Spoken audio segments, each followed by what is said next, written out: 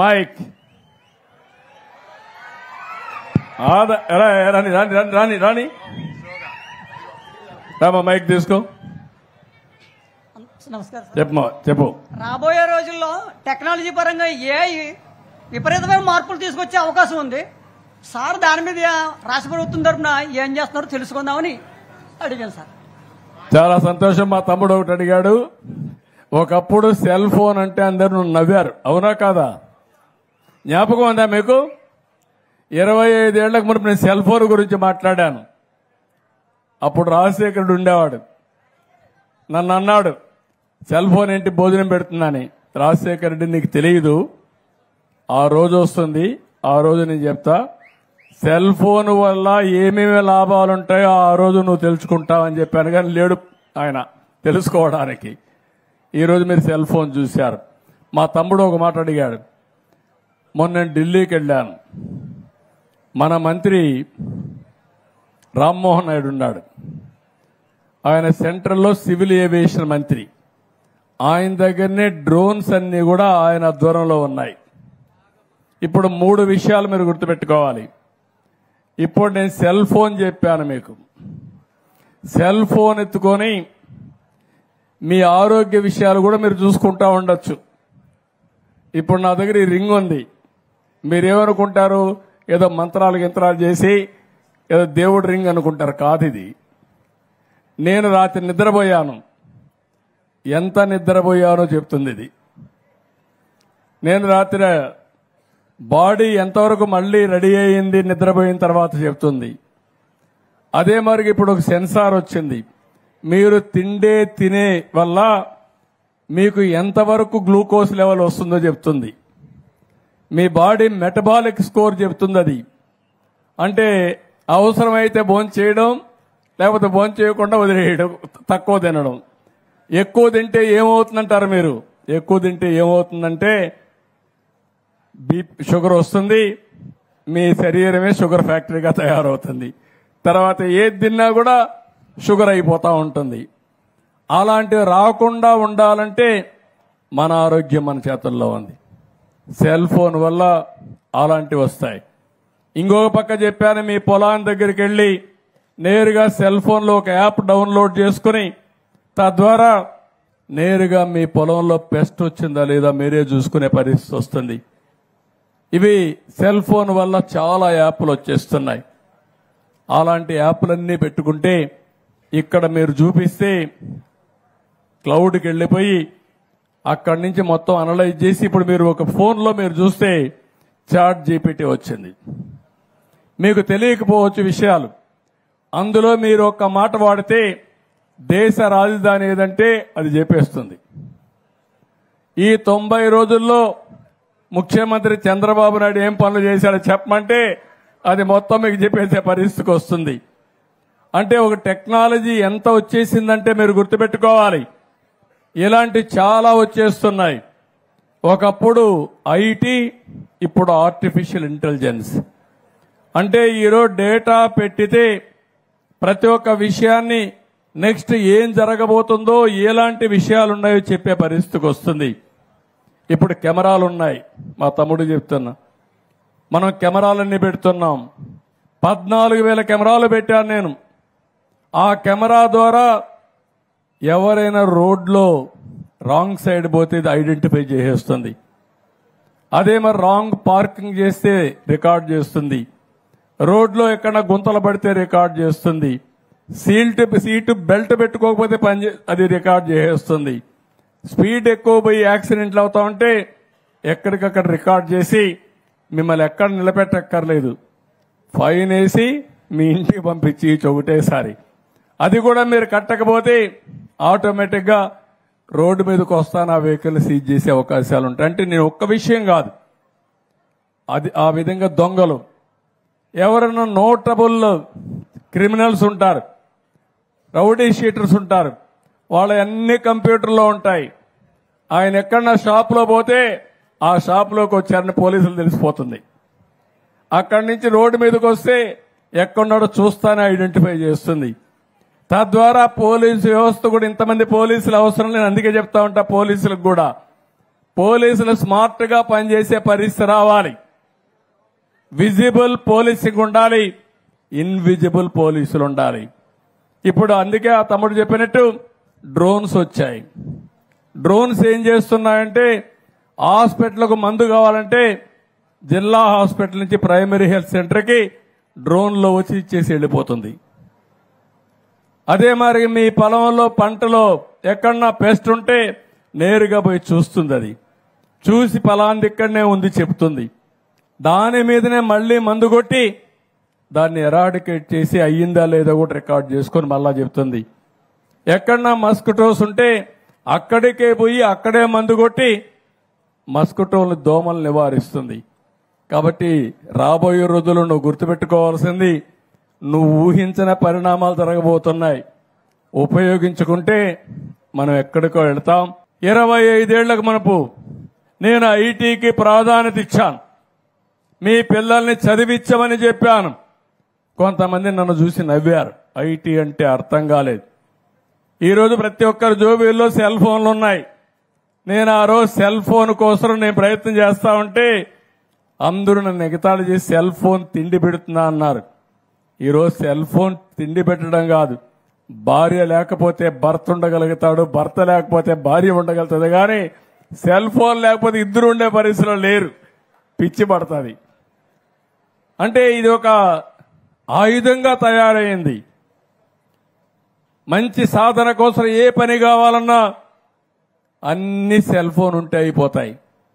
ఎక్కడన్నా కొనుక్కోవాలంటే పేటీఎం మీరు పెట్టేసుకుంటే, లేకుంటే డౌన్లోడ్స్ పెట్టుకుంటే ఆటోమేటిక్గా డబ్బులు స్వైపింగ్ చేసి బిల్లు కూడా ఏదో చేస్తారు, తీసుకొని వెళ్ళిపోతా ఉంటాం. క్యూఆర్ కోడ్ వాడుతున్నాం, ముందుకు వెళ్ళిపోతున్నాం.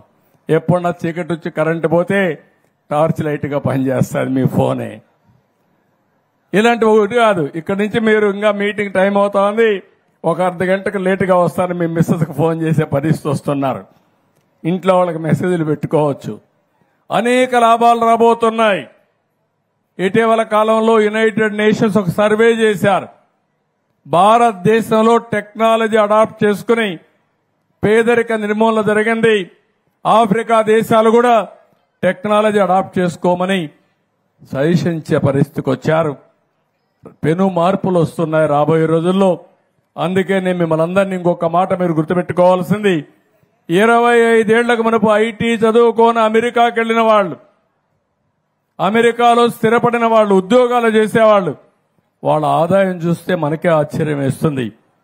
$1,19,000 వాళ్ళకు వస్తుంది.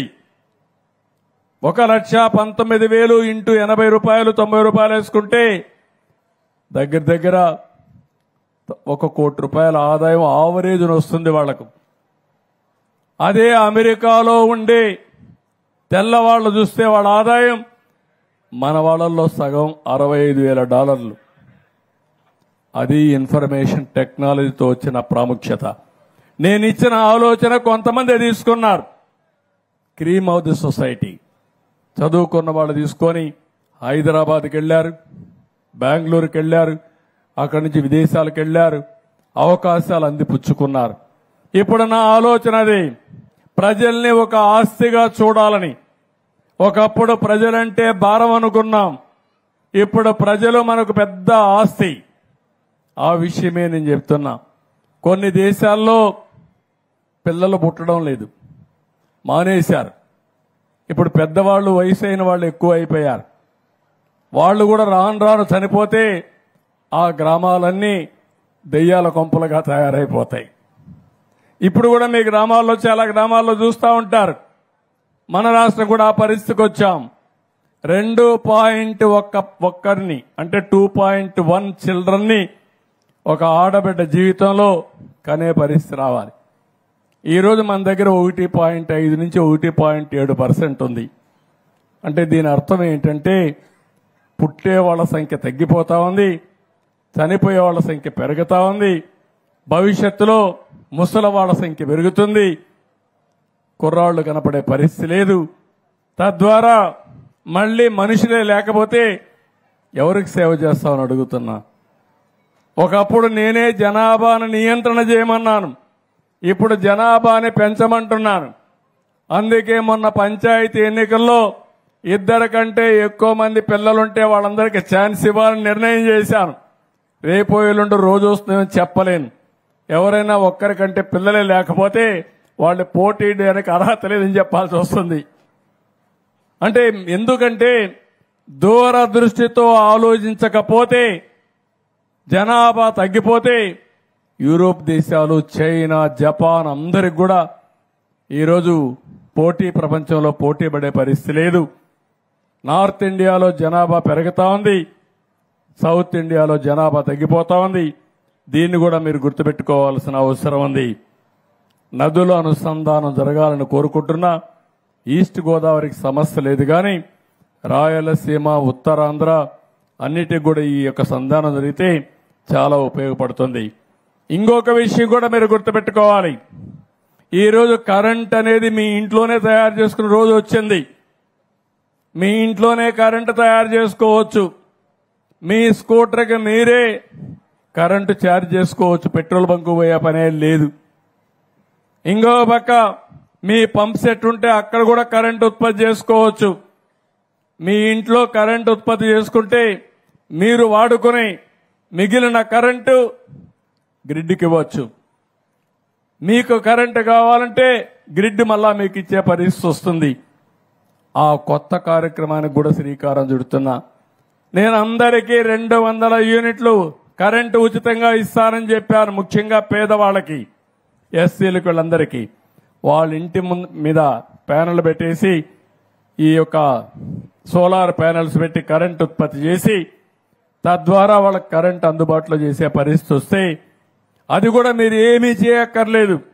మీ ఇంటి మీద పెట్టుకోవడానికి అనుమతిస్తే చాలు. మెయింటెనెన్స్ కూడా గవర్నమెంటే చేసే విధానానికి శ్రీకారం చుడతాం. అది ఒక వ్యవస్థను పెడతాం.